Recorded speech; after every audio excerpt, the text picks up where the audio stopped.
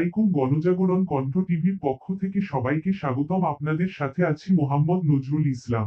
দিনাজপুরের ৩ PBI SI এর বিরুদ্ধে নারী কেলেঙ্কারির ঘটনা ঘটিয়েছে বলে অভিযোগ উঠেছে।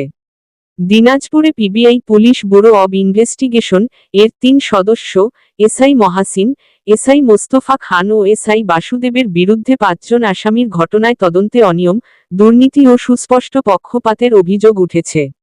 ভুক্তভোগী মজিদ খান এই বিষয়ে দিনাজপুর আমলি আদালতে ২টি মামলা দায়ের করেছেন। সিআর মামলা নং ৯০১-২৪ এবং ৩ জন আসামির বিরুদ্ধে সিআর মামলা নং ২৪৩-২৪। অভিযোগে বলা হয়, মোছা আশা আক্তার ২৬, যিনি সুলতান ছাত্রাবাস ও আকাশ ছাত্র নিবাসে অবস্থান করতেন, তার সংশ্লিষ্টতা থাকা সত্ত্বেও তদন্ত কর্মকর্তারা উদ্দেশ্যমূলকভাবে বিভ্রান্তিকর রিপোর্ট দাখিল করেছেন। সচেতন মহল ও বাদীর দাবি, এই তদন্তে প্রভাব রেখেছে আশা আক্তারের মা লিপি আক্তার, বাবা লাইসুর রহমান, মীরা কাশ্মীরি নামের এক নারী ও তার দেহরক্ষী আব্দুল মালেক ওরফে চৌধুরী। অভিযোগে আরও বলা হয়, ঘটনার সাথে জড়িত আরও অজ্ঞাতনামা ব্যক্তিরা রয়েছেন।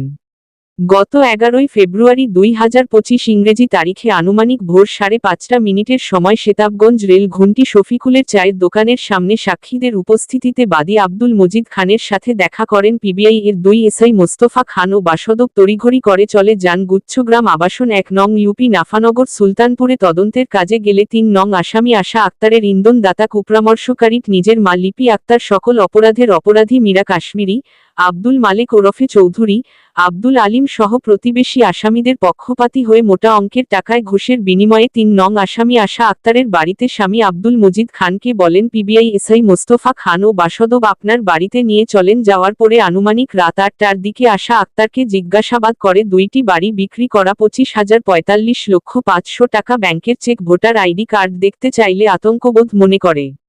পিবিআই দের চোখে ইশারায় আশা আক্তার প্রাচীল টপকে পালিয়ে যায়।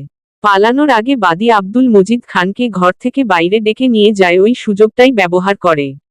ইচ্ছে করলে ২ পিবিআই পুলিশের সামনে পালিয়ে যাওয়ার সময় তাদের নিজ মোটরসাইকেল ব্যবহার করতে পারতেন, কিন্তু তারা করে নাই।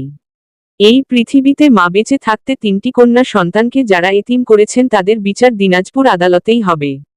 বিশেষভাবে উল্লেখযোগ্য যে, তদন্তে গুরুত্বপূর্ণ প্রমাণ হিসেবে আশা আক্তার ও ৩ পিবিআই কর্মকর্তাদের সরকারি বেসরকারি ব্যবহৃত মোবাইল সিমকার্ডের তথ্য প্রধান সাক্ষী হিসেবে প্রমাণ মিলবে বলে ধারণা করা হচ্ছে।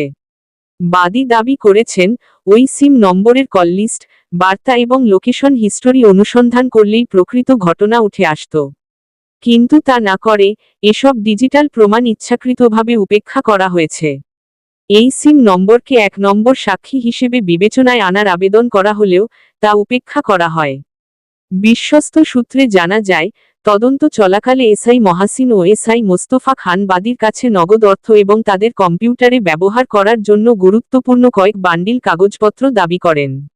বাদী অভিযোগ করেন, মোটা অঙ্কের অর্থ ও নারীঘটিত প্রলোভনের বিনিময়ে তদন্ত কর্মকর্তারা পক্ষপাতমূলক ও বিভ্রান্তিকর তদন্ত রিপোর্ট তৈরি করেছেন। কেননা তারা ৩ জন নারী লোভী আশা আক্তারের সাথে পরক্রিয়ায় জড়িয়ে পড়েছে বলে অভিযোগ উঠেছে। আসামিদের বাঁচানোর জন্য প্রলোভন দেখিয়ে কয়েকটি ছাত্রাবাস এবং আবাসিক হোটেলে নিয়ে গিয়ে দৈহিক মিলনে জড়িয়ে পড়ে। ভুক্তভোগী মজিদ খান বলেন, এই ধরনের দুর্নীতিমূলক কর্মকাণ্ডে আমি মর্মাহত। আমি এই ঘটনার নিরপেক্ষ তদন্ত ও দায়ীদের বিচার দাবি করছি।